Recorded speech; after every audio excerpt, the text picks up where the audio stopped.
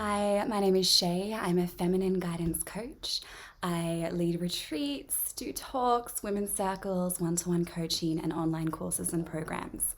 So I work with women in harnessing their masculine and feminine energy in a way where they can more consciously work with these energies, dancing together and experience just more pleasure, sensuality, bliss, power, purpose in their lives.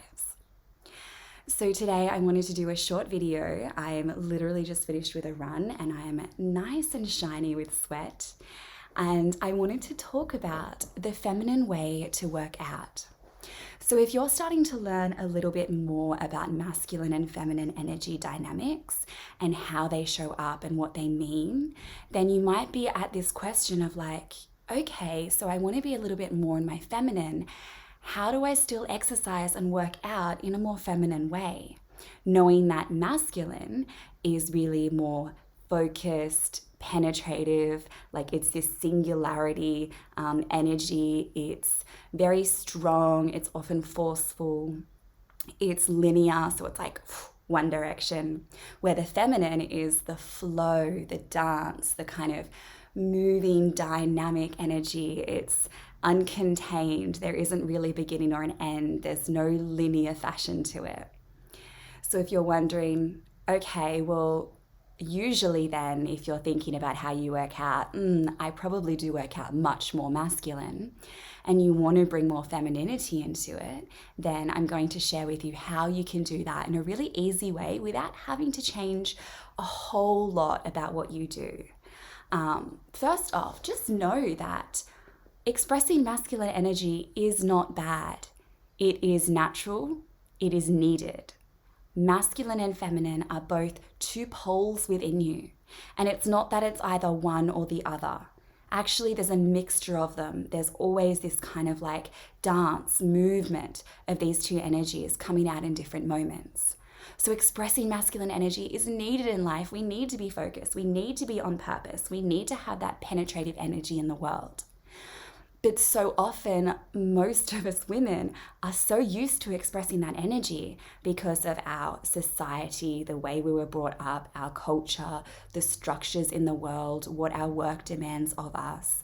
All of these things naturally bring out more masculine, and it can lead to this imbalance where we're feeling starved of our feminine, we're feeling disconnected to this very core essence of us. And when I say women, I mean just any woman, person who is, what is the word here? Yeah, really just identifying with a feminine core, a feminine basis to their being. So it's not so much about gender here that I'm talking to. If you're any gender and you're asking, how do I be more feminine when I work out, then this is for you. So I have a video where I do talk about how it's not just one or the other. I'll link it below. It's really important actually as a background to this if you're like, I don't really get that point.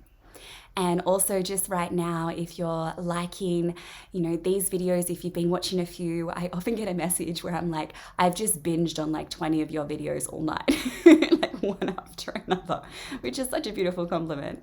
So if you do like that, then stay in the loop of more videos and things that I share. I often share about new programs that I'm leading as well and specials that I have with them in my online work. So subscribe and hit the bell icon, because the bell is the thing that tells you I have a new video up. Okay, so here it is, how to work out more feminine. Think about bringing in to your workouts more spontaneity. Spontaneity is like flow. It's like, ooh, I don't really know where this is gonna go. Let's just see what happens. How do you do that, say, on a run? Well, don't plan your course before you do the run. Don't wear a running watch. I used to be addicted to that thing because I am a runner and I've done, marathons and lots of other competitive races in my life. I would go for a run, and if it was not on the dot, 10 kilometers, if it was 9 kilometers and 800 meters, I had to run around the block 200 meters more just to get there. Very masculine way to do that. So yeah, just really start to take away these kind of rigid structures if they're part of your workout and what you're doing. So that includes taking away the watch, taking away the pace and the time that you need to make it in, taking away the course. Just go out there and run and see where it takes you. Same when you get to the gym and you're going to work out. Don't have a set plan, right? And if you're like, but I literally have a workout plan, I don't know what to do when I get there. Femininity is about trusting the intuitive hits, these downloads of where they want to take you. So if you're kind of just going around and like just following the plan and doing that because that person told you to, and if you have a personal trainer, look, I get it, like stick to that program, but find ways where you can also branch out, play with a thing you haven't played with before, go to a different piece of equipment, pick up a weight and be like, what do I want to do with this thing, right? So it's really just, like starting to trust your inner voice in how does your body feel? What does your body want? Another tip here is to also dance. So bring more varied workouts into your routine. Do new things, right? Masculine loves routine, feminine loves just the excitement of differences. So if you can bring in dance classes, a workout class you've never done before, if you can just put music on at home and move around to it in whatever way feels good, don't have any set plan on how long you go for, that really allows your feminine to shine. It's that non-linear movement. Yoga can also be quite a masculine thing. Not bad at all, but I would suggest if you're doing at-home yoga by yourself or following a video, play around with making it a little bit more your own. Like, there's certain energetics in the postures that you make. I'm a yoga teacher, I understand that.